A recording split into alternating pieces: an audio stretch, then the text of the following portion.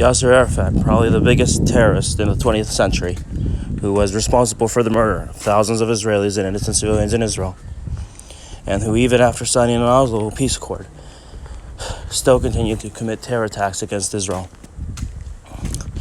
The Israeli government had tried to deal with him and had a chance to take him out in Lebanon, but the higher-ups had refused. And then instead, they let this scumbag live for several years until he died of natural causes of cancer. But for the meantime, this guy was the most evil, murderous terrorist of the 20th century. And maybe the more serious reason why he was so dangerous was not because he murdered people, but he's dangerous because he's able to convince the entire world that he was a man of peace. As you see here, he even won a Nobel Prize. And he was able to convince the world that he wanted peace.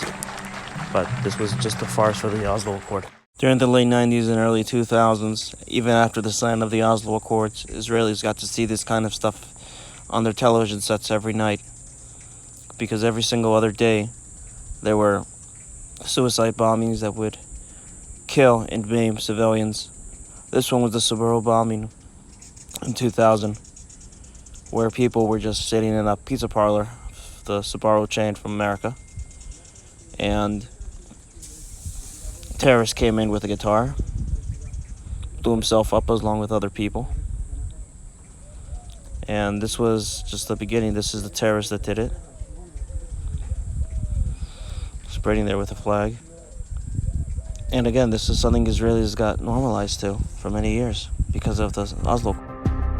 The breaking point for Israelis was the bombing of the Park Hotel during the Passover Seder. Many of the people that were there were Holocaust survivors who were doing the traditional Passover Seder, while two terrorists from Tulkarm disguised themselves who worked there as the kitchen staff, locked the doors of the people inside and blew themselves up. And again, over 140 people, and most of the people inside were Holocaust survivors. This enraged the Israeli public so much that they put pressure on the government, and the government knew that they had to act. After the bombing of the Park Hotel, the IDF launched into Area A of the West Bank under Operation Defensive Shield as they besieged Yasser Arafat in his compound. Will you be able to come home? It's there. And there were talks of him maybe going back to Beirut. Laws to prevent me from coming back from my homeland. This is my pride. The IDF was going back into certain areas like Shem, Jenin, and Ramallah, and they were going after wanted terrorists. In Bethlehem, they also went into one of the besieged churches there, and it was a very successful mission of the IDF, which afterwards the number of terror attacks had decreased, and they had put up checkpoints again in order to prevent future attacks on civilians. And this is what eventually led the downfall of the terror attacks against Israel and the suicide bombings. Eventually the IDF circled Arafat's compound, and they were given strict orders not to kill Arafat. However, they had a siege on Arafat's compound, and Arafat was trying to use the world media in his favor in order to get the Israelis to stop it. This was one of the responses from the Israeli government on what was going on at the compound in Ramallah. We have absolutely no interest whatsoever in harming any of the people in there. Those that are involved in terrorism we would like to take for questioning. Those that would like to leave and go abroad, they certainly are free to do so. And hopefully from there on we can once again get back to the serious business of peacemaking in the Middle East. Interview from Israeli Channel 13 with many of the former soldiers who were there at the compound at the time, having a siege on the terrorist Yasser Arafat's compound, otherwise known as the Mukta, which is headquarters. And this is how they saw it from their perspective as to what they were going through. With all different concerned countries, starting with Israel and also with the United States government and with the European governments, everybody is promising to make efforts with Israel to prevent the escalation that might end up by catastrophic situations of the kind that will affect the stability in the region, not only on the Palestinian situations.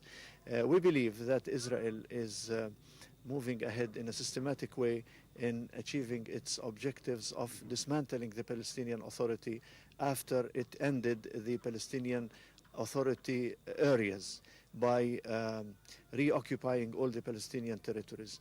And these two objectives are simply resulted from the basic objectives of Sharon, which is stemmed from his ideology, which contradicts completely with the premises of the peace process.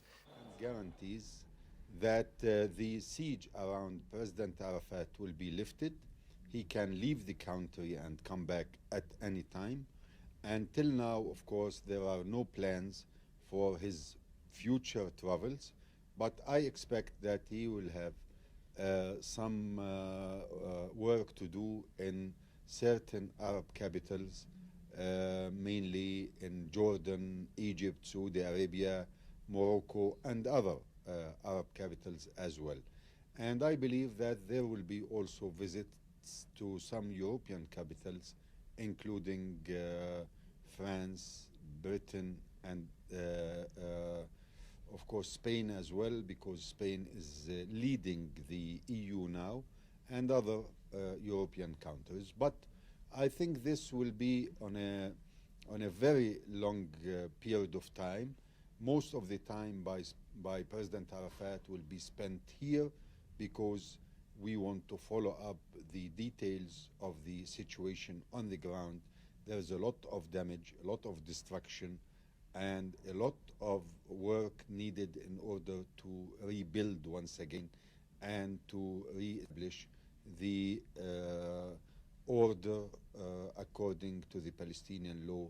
And we believe that the Palestinian Authority will be busy for a long period of time, and it needs the presence of Arafat. To comply with the request of the President of the United States, as detailed in a letter of Secretary of State Colin Powell to Prime Minister Ariel Sharon.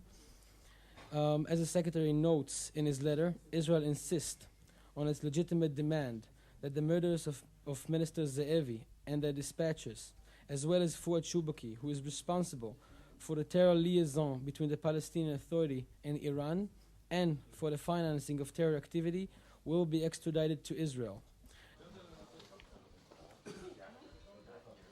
6 people whose name were mentioned will be transferred to a remote prison within the Palestinian Authority.